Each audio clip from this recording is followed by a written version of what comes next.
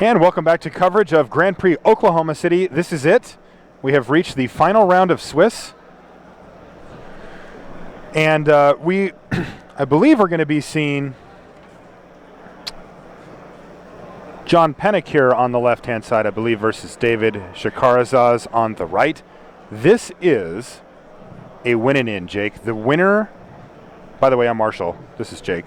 Oh, yeah. Hi, Jake. I'm Jake. What's up? All right, it looks like we're underway. The winner of this is going to make the top 8 of this tournament. The loser will not. So this is the highest of stakes here for these two players.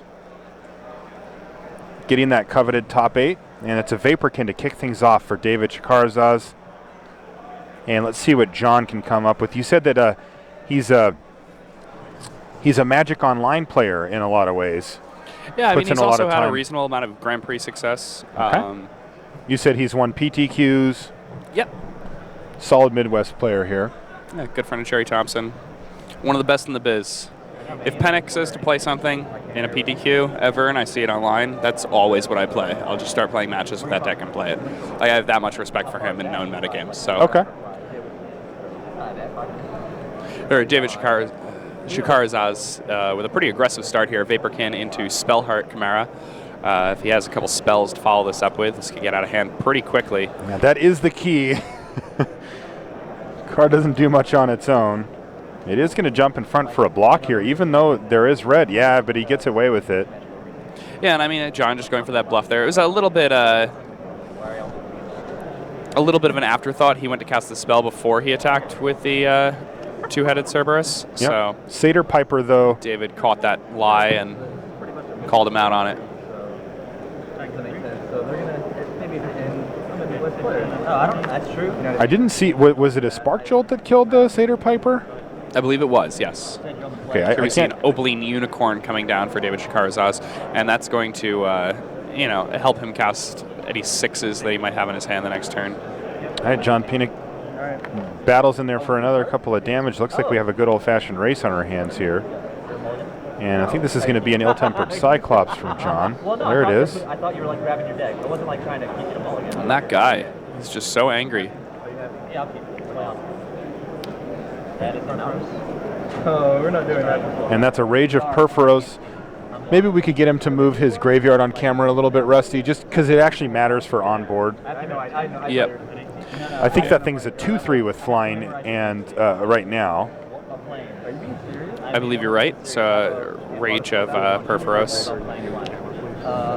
Taking out the ill-tempered Cyclops. Yep. Giving him a reason to, be ill-tempered. I mean, he wasn't grumpy enough, right? Also, you have to shuffle a special way. Just born. Yeah, that Spellheart Chimera also has Trample. John poking away there. So funny. And continuing to amass steady board. Yeah, I'm sorry. Okay, no, it's fine. David Shakarizaz, though, bringing in some really, really impressive beats pretty fast. Why? Because it's got to be the biggest struggle. In the right kind of deck, Spellheart Chimera can be really strong. It can be. It's pretty hard to It's hard to construct make that, it. though. Yeah, Yeah. in limited. I mean, how many spells are you really running? Instants and sorceries, like maybe 5 or 6, and You're right. it starts to the ceiling on that card starts to not look very high, but still he's got it up to a 2/3 flying trample. That's going to get the job done here. And Now it's a 5/6 flying trample that needs to be blocked by multiple creatures. Yeah. Perforos' Emissary there is going to make this clock really short business. Now these emissaries are just such strong cards. They don't ask that much of you, and they give you a lot back. Yeah, they're even without the bestow ability, they would all be very reasonable uncommons, Absolutely. high picks, and the fact that you have the bestow ability on these cards just makes them pretty absurd. It really does. Stone Shock Giant for John Penick, unfortunately, not going to be able to interact with these flyers at all. Stone Shock Giant pretty good at forcing through a final attack or Alpha Strike in the red-green and or green-black, and even green-white type of matchups. But when you're against something like red-blue with Vaporkin and Spellheart Chimera, it's not really where you want to be. Then again, just the 5/4 for 5 body, not the worst thing in the world. Oh, here's 7 damage, though, coming into David Shakarisaz, but unfortunately for John, I mean, he is facing lethal here, and thanks to that double attack, oh, he actually, we saw this earlier before. So David's going to win this game. He had Lightning Strike. Also could have just attacked. You might as well attack, right? I think you just attack. Because by attacking, you get to see what trick they have. Yeah. And you don't have to show them your Lightning Strike. That's right. That's a big deal. Yeah, it really is. It really is again, going into the not next the game. biggest deal, but it's an area of somebody's game where they can tighten up. Yes. All right, here we go. James Stout versus Travis Boese. And we've got kind of an interesting matchup here with these two players. James Stout has 36 match points, meaning that he's in a win-and-in situation potentially here. Travis actually has 33, though. So unfortunately for James, he had to play down this round. And, I mean, if he loses, he's out. Yeah. So this is a win-and-in for James, but not for Travis. Travis is looking to improve his standing at this tournament, work his way up the pay scale, as it were. And he's got he's got the Jacob Van Lunen special here. He's got favorite hoplite into Voyaging Satyr. It's just These are some of my favorite cards in the format. Let's see what he plays now. What do you think about Setessan Griffin? It's just okay. Not really my style. Yeah. Fair enough. He couldn't stay perfect forever. Yeah. Although I do like this guy's style. I'm not gonna lie. Two of my very favorite cards in the set. And not only your favorite, but cards that you think are two of the best cards in the set too. Yeah, right? I think not that's just one of the ones best you like. uncommons in the set, and I think that's one of the best commons in the set. Right. So let's see what Travis can do with them. Right now, he's facing a potentially damaging board, but right now, not a whole lot. Tapper guy. There's the Leonin Snarecaster. And that's going to go ahead and tap this Griffin, and then he's going to come in for a lot of damage here. He really is. No good blocks here either for Travis, so this is going to hurt. It's going to be 2, 4, 5, 6, 7.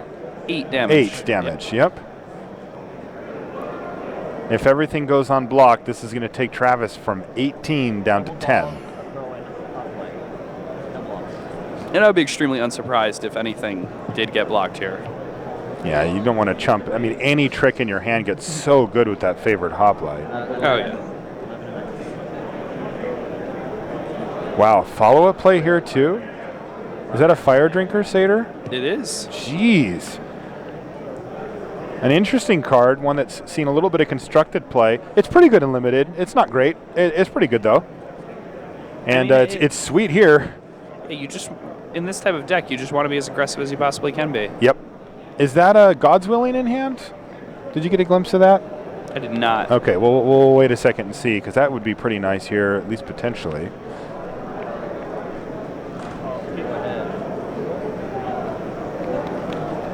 Forced to pass the turn back. All right, so 2 Cerberus for James Stout. Also the Fire Drinker Satyr. He's got a hoplite. And he's got a Leonin Snarecaster. So this is kind of the Jacob Van Lunen mirror match here. You love that style of deck as well, right? The one that James is running here, just last night hyper-aggressive. in the draft we did. I was playing a 16 land. Yeah, your deck was red-white sweet. deck. And 3-0'd. It was sweet. Yeah. I think you had the second best deck in the draft. My deck was good. Your deck was really good. I had a sweet start against you, and it didn't matter. I felt super behind. I'm like, how did this happen? All right, James Stout still thinking about what he wants to do for this turn.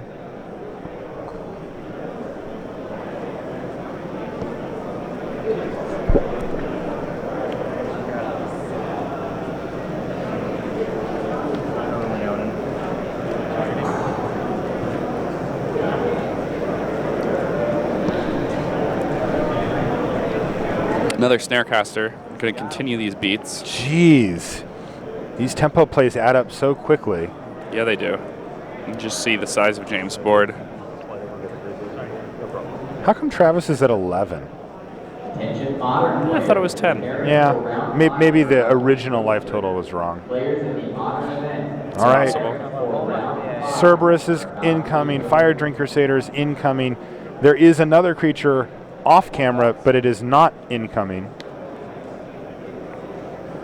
All right, let's see what that was. Well, he's going to kick things off with a Savage Surge here. It's pretty good. Yeah. That'll definitely help. And now we're going to go to blocks. I mean, ideally you'd use a Savage Surge on your favorite hoplite, but getting a blocker back is super important here, so he's got to do it. So he is a 6'2"? Yeah. This is a dog, right? Yeah. So the hoplite's a 6'2". What do you think about that card? I like that card a lot. Uh-huh. I mean, that's what won me the game against you yesterday. Yeah. That in combination with Hopeful Eidolon. Or the Eidolon. Hopeful Eidolon that was attached to it, yeah. Yeah. All right, block, block, block. Now let's see if Travis does have another trick in hand here, because that would be quite nice. Here it is. Is this God's Willing? Yes, it is. So he's going to play God's Willing on his favorite hoplite. God's Willing favorite hoplite's going to get a trigger thanks to its heroic ability, where it's going to get a +1 planet, +1 counter, and you get to prevent all damage that would be done to it this turn. Pretty Yeah, impressive little one drop there. He's also going to get a scry. You see him reading the card. This is the what I can't remember what that card's called. It doesn't actually get played that much, but it's the Afara's Warden tapper. Somewhat. And I think he shipped it. Way annoying. It can be troublesome. It's always a tough spot. He has 2 lands in hand, and any spell, right? It's hard to send away. Yeah, he might have. I actually couldn't quite see if he put it on top or bottom. So we'll see.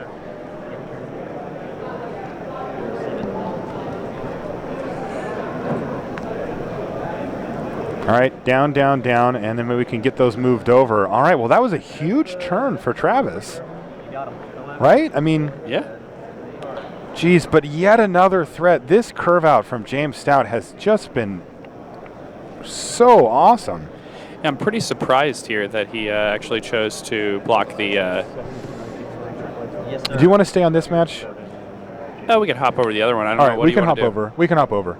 We'll keep an eye on this one for you guys, but the other match has started underway. That's our for sure winning in, so we should keep an eye on that one. You're hearing like way better than everyone else's now. It might have been at some point, but I played a lot of live loud music. All right, so David Shakarisaz is up a game in a for sure winning in versus John Penick. And it looks like David is beating down here pretty hard. Wild Celebrants with a Spear Point Oriad on it. Uh-oh, this isn't good when you see that. Oh, there we go. And that's quite good. Destructive Revelry is going to take down the Spear Point Oriad, knock that power and first strike off of it. And wow, and we have even more here to add to the party. And it's just a 2 for 2, but pretty good 2 for 2. It is. Deal with those things. Absolutely. That amount of mana. And did he get to scry there? Did John scry? What would he have been scrying off of? Oh, sorry. Yeah, that was my bad. That was Coordinated Assault. I thought it was the Titan, Strength of the Titan or whatever. Okay. Yeah, my bad. By this time, The other one red. All right, let's see what John has in store here. Well, he's going to kick things off with an attack. Yep. Coming in for 6. I don't dislike that. Nylea's Presence. Nylea's Presence is the mana one. Yeah. New set. It's Feral Invocation. Yeah, the Feral Invocation there at instant speed to up the damage, drop David down to 8. John Penick, though, falls to 6. And we're racing. This Voyaging Satyr is fully suited up here. It hits for 6. Drops David down to 2. Does he have some way to finish? No, he's got a two-headed Cerberus. Grip tight off the top, gets it out of the way. Sorry, I meant to script that guy. Script Oh, is there some confusion there?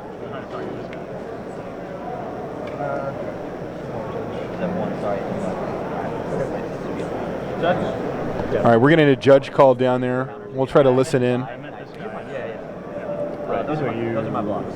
I grip tied it, but I was actually pointing to that guy. But just, when you put it in the graveyard, when you put it on top, I was like, I want this guy. Okay. So you just put him back on the field, so the judge can resolve. Yeah. So Me too, damage. Sure, so this dies, these two die, I take 4. And the way we're going to resolve this is that Voiding Satyr is the Correct. target. I have.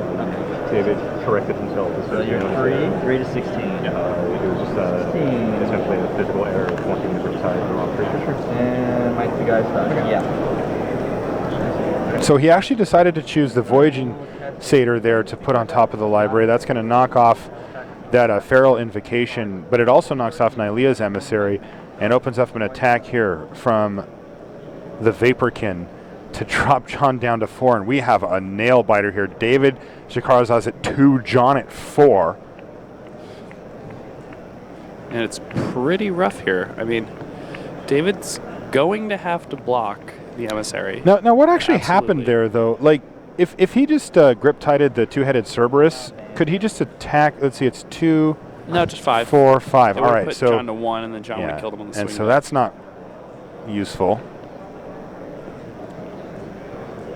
But David can survive this turn as it sits. And you're up here. Yes. I'm going to tap your flame speaker. Probably not a bad Double block. Order this, then this. Sure. All right, so that actually worked out pretty good for David. What's the follow-up? Just that Voyaging Satyr off the top. I don't know that John has any other. Oh, he does have a card in hand. And here comes Vaporkin. Now we have both players tied at 2. John Penick is playing for his tournament life, as is David Shakarisaz. If he wins, he's going to be in the top 8. Attack with both. Coordinated assault. And I think John just won that game off that coordinated assault. Wow, Yeah. that was close. That was extremely close. We've been seeing games like this constantly. Yeah. Players at 1, players at 2. Yeah. And it's not like somebody's at 1 and they stabilize and they come back and like win because they drew a lot of cards. We're having people, at 2 with their opponent having a full board of things that they can't interact with, and they're killing their opponent. It's pretty awesome. Let's hop back over to this one. And I think this is the same game. Does this look like the same to you? There's a favored hoplite. Yeah, still at 0-0 there at the top, so it is. Favored hoplite jumps in front of the 2-3. Mana's being tapped here. Man, you are. Wow. Onyx and Cymede here, or Cymede. It's pretty good, That is a good card. especially when you have 4 guys in play. I mean, it gives you such an incredible buff if you're able to target it with anything. For your whole team. Man, James's deck is insane. Yes. Like, what a streamlined piece of work this thing is. All 2 drops, all aggressive. Even has the big rare for it. All right, what are you going to tap? 3 or less. Yep. That was definitely your draw, right? God dang it. I'm sure you had a lot of outs. Fair amount.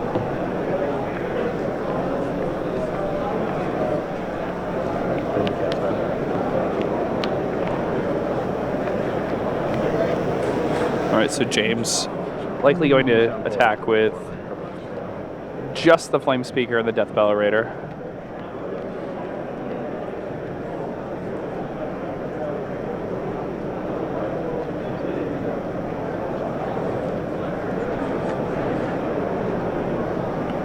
Let's see.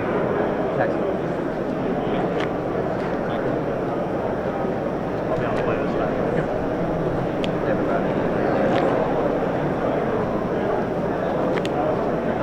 Interestingly enough, Snarecaster gets in there too. surprised he didn't use the Hoplite to block the Snarecaster. It's just Just kills it, takes the same amount of damage. Yep. I'm also surprised. It seems a little odd. Mountain go. Instead of James and Travis, we're going to switch back to John All right. So Travis is at 1. Looks like it. And he has 2 creatures versus 3 creatures, staying at 3 lands in hand. So he's just dead? He's just dead. He's going to pass a turn and make his opponent do it, though. But you got to figure that his opponent's going to figure that one out. He's making sure to doing the tapping during upkeep, just in case a God's Willing is drawn by James Stout. But unfortunately for him in this particular state, it doesn't really matter, though. I got to say, if that Snarecaster wasn't there, that would be a lot better. Portent of Betrayal. Targeting. Portent of Betrayal, that is going to steal favored Hoplite, and even without that, Sure. there's only one card in the set that matters here. It's that Fog, and he doesn't have it, so. Bottom. Sure. Yeah, he's just got 3 lands in hand. Yep. Once he turns them sideways, scoop time. So James manages to pull that one out. He got way ahead early.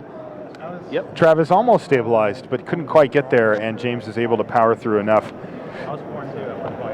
damage to finish the job here.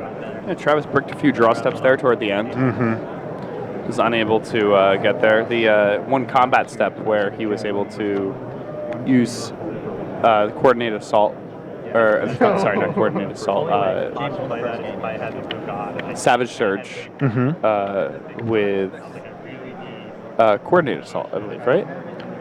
Or Savage Surge and God's Willing. Yeah, God's Willing. That's what it was. Sorry. That was a big stabilizing move. Let's take a look at the upcoming webcast schedule here. Pro Tour Theros, October 11th through 13th. That's just next week. Next weekend. Make sure you join us for that. It's going to be very exciting. Friday, Saturday, Sunday, we're going to be broadcasting from Dublin live. Grand Prix Louisville is the weekend after that. It's standard. So that's the first big standard GP after Theros has been out. So I'm sure you'll want to see what decks come out. It's also going to take whatever standard we had in Theros and kind of warp that around. I'm going to be at that one as well. So are you, Jake. Grand Prix Antwerp is Modern the next weekend after that. Then there's Grand Prix Valencia, which is Theros Limited. Just the same thing that we're watching on this weekend, November 9th and 10th. GPDC is Legacy on the 16th and 17th. Albuquerque and Vienna are standard November 23rd, 24th, and November 30th through December 1st for those. We certainly hope you will join us. Grab some food, watch some Magic, hang out. It'll be You guys awesome. should have Magic pizza parties. Yep. All right, so I've had a Magic pizza party to watch the Pro Tour. have you? Yeah. There's a two-headed Cerberus there, but it's going to get instantly magma jetted by David Shakarisaz. So John Penick's main threat there in the early stage of this game isn't long for this world. Land go for David Shakarisaz, though. So let's see what John can come up with to help rebolster his board position. Looks like Nylea's Emissary might be hitting the battlefield, and there it is. And there's the non-flyer. The Hippocamp. It's just breaching. It's just a breaching Hippocamp. It's breaching the water. It's not the same thing as flying.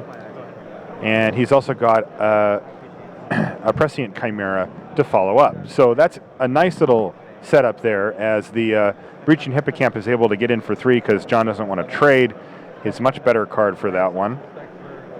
He might have plans for it as well. And also, now all of a sudden the Chimera, though, can profitably block that Emissary. So things looking pretty good for David in the early stages, though John is still just going to attack. There's so many combat tricks in red and green that David just doesn't feel like he can really bother blocking. Yeah, I feel like every single color in this set has, multiple combat tricks. Cards like Boon of Erebos are not cards you would normally see in a black deck. And Stone Shock Giant for John Penick here. Ooh, a pretty good one. Just a 5-power guy for 5 mana.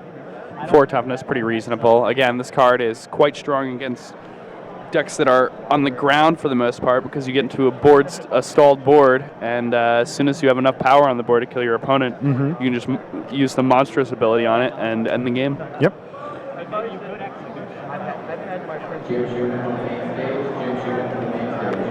All right, Ordeal of Perforos on the Hippocamp means that there's 2 attacks here. most intense Magic ever.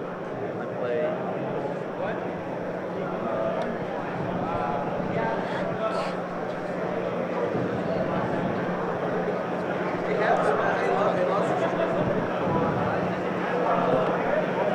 So, what is a hippocamp? I was wondering. It's breaching. It looks like a horse, like a big seahorse or something. maybe like a seahorse type of creature, similar to the elementals made by Master Waves. Yeah. That would make sense. All right, attack for 8 damage here. And what's the follow-up?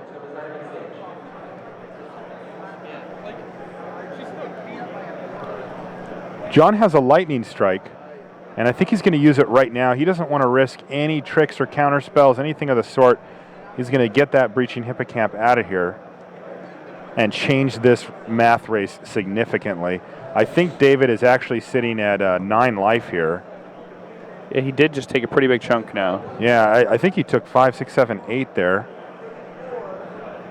And that's Thassa's bounty. And he's also going to get a scry trigger, which is going to happen first, which is kind of cool. You're going to draw 3. Well, you might as well make it the 3 that you really want. And it looks like he shipped 1 card to the bottom and then drew a Vaporkin, an island, and something.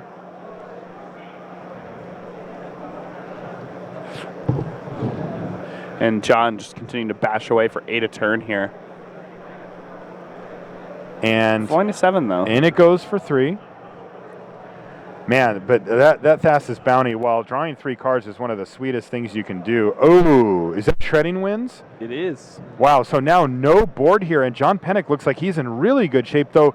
I do see that David's life total hasn't been adjusted. He might have gained some life, or we might have misunderstood an earlier attack there. Because this is 8 right here. So this should drop him down to 9 if it wasn't adjusted.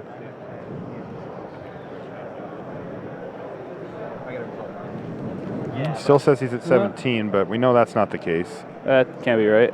Nope. Is that a Wild Celebrants right there? It is. All right, he's at 6 apparently. Oh, really? Love that guy. His videos are hilarious. Yeah. He writes the best protocol. Or one of the best writers. He's one of the best writers. All right, let's see what John comes up with here. He can take him down to 1 here with this attack. No, he's got coordinated assault. Target these 2 creatures. This would be lethal. Oh, is there a Voyage's End from David? He's got maybe another Magma Jet. Lightning Strike. What has he got? I don't know, it's hard to put him on something specific right now. The Wild Celebrants are pretty good at, blocking that other giant.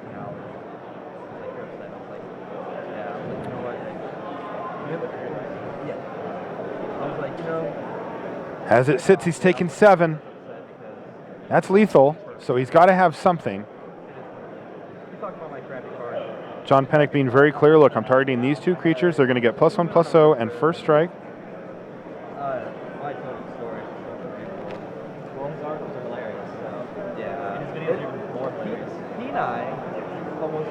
I mean, he's thinking.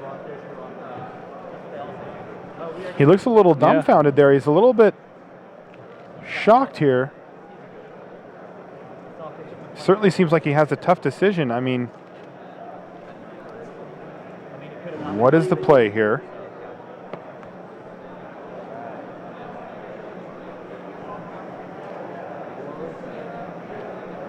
He still has the Wild Celebrants. He could have any number of. He could have one of those cards. One of the cards that we mentioned earlier, Lightning Strike. It is Lightning Strike. It's going to take down the 2-headed Cerberus. And that's wow, Titan Strength 2, though, and you see David throw the 2 cards on the table dejectedly, and that's going to do it. John Penick is going to be in the top 8 here. Dr. Penick himself. In Oklahoma City. Yeah. He looks so excited, doesn't he? Yeah, he's just thrilled to have made it to the top 8 of this tournament. Pretty chill guy, it seems. Yeah, pretty laid back. Is there other match still There's going? not really much victory dancing when you're playing on Magic Online. There's nobody around to celebrate with. Oh, you haven't seen me play Magic Online then. I take my dog for victory walks. It's pretty intense, man. You If don't even know. if I owned your dog, I would also do that.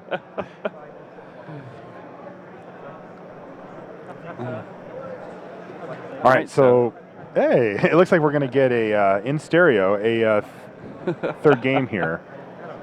And again, this one's a little bit different. The match that we just watched was a win and in. It was just a straight up win this match, get in the top 8. Lose this match, you're not in the top 8. This one's not. Shuhei Nakamura is visiting us over here in the booth. He says hi to everybody.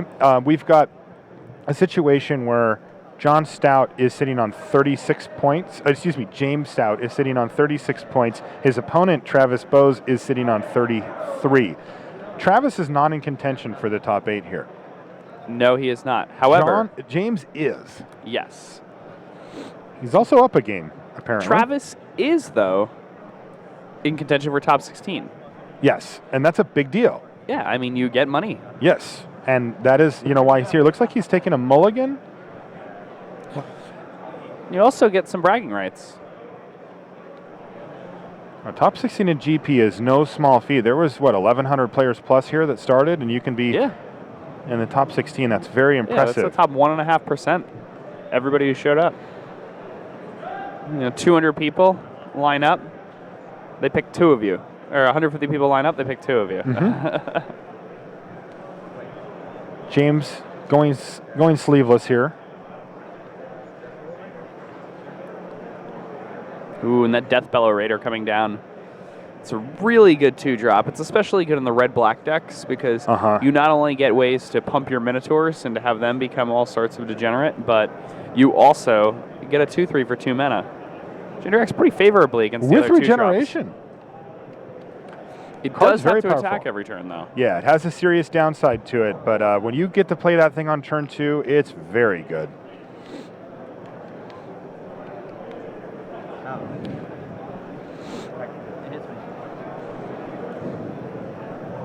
All right, get in there for 2, as you must. James Stout sitting 1 win away from the top 8. Oh my God, I wish. Travis is 1 win away from a potential top 16 here, and there's the 2-headed Cerberus. Yeah, strong start here for James, while Travis is on the mulligan without many plays in the early turns. Yes, sir. The first time I read that card was when you passed. I had to read it and be like, I'm not being rude. And there's a staunch hard warrior.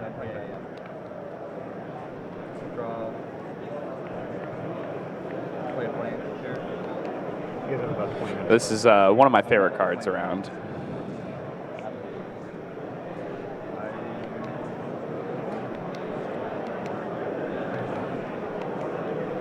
I really like the green-white bestow deck, and Staunch Hard Warrior does a lot of work in a deck like that. It's a card that you can pick up pretty late in drafts. Yeah. It works pretty well with Voyaging Satyr, because you can play it on turn 3 and then start getting out of hand with it almost immediately after. All right, is that a Titan Strength there?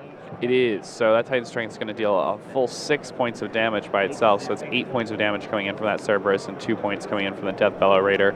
Woo. That's going to be 10 points of damage, dropping Travis all the way down to 8. What a huge hit. Also a Scry, and there's a Spear Point Oread as well. Yeah, continuing to apply pressure here. And Travis. And James's deck is just sweet. Yeah, I'm a big fan of James' deck. I like Travis' deck also, Yes, to be honest. I do too. But I'd take James's deck here any day. And we do have an extension. Yeah, okay. That's what I gave you. Yeah, okay. I think I would also take James' deck. Oh, that is, yeah, okay. If given the opportunity. Mm-hmm. All right, so Travis going over his options. He really needs to just find a way back into this game. Looks like he has a Hopeful Eidolon, which is going to be pretty big. Wow, 5/5. That's a good way to get back into this game because your opponent can only attack you back for 6. You come in for 5 here. You jump back up to 13. He hits you back. You only go down to 7. Yeah. I mean, you have something else. If you have something else that can target that Staunch Hard Warrior on the following turn, then you're just going to run away with this game. Uh-oh. He really tapped that mana quickly. Is he going to steal that thing? Oh my goodness, that would be very good. He is. Wow. So that would be 5, 6, That's 7, 12. 8, 9, 10, 11, 12. Is it 12? I believe it's 12. It's 6 plus 5 is 11. Sorry. 5, 6, 7, 8, Yep. 9. So it's- not quite lethal, and he doesn't have any mana up for any tricks here. But that's going to make the race not possible here for Travis. Now, he is still going to get this creature back, though, and it's still going to do a great job on blocking duty, potentially. Well, if he has another spell that can target it, like if he has, Uh-huh. for example, even something like a Savage Surge, then he can still continue to attack with this. Something like an Ordeal of Nylea would allow him to continue attacking. Basically, Dude, a Savage Surge would be anything- awesome here. Yeah, Savage Surge would 'Cause be he could attack and incredibly block. strong here. Yeah. I mean, Let's a see if Feral he has it. Invocation would also be great. Yeah, he didn't have it, though. Oh, and nothing to target that Staunch No. Hearted Warrior. That's pretty rough here. I think he has the Fox in hand.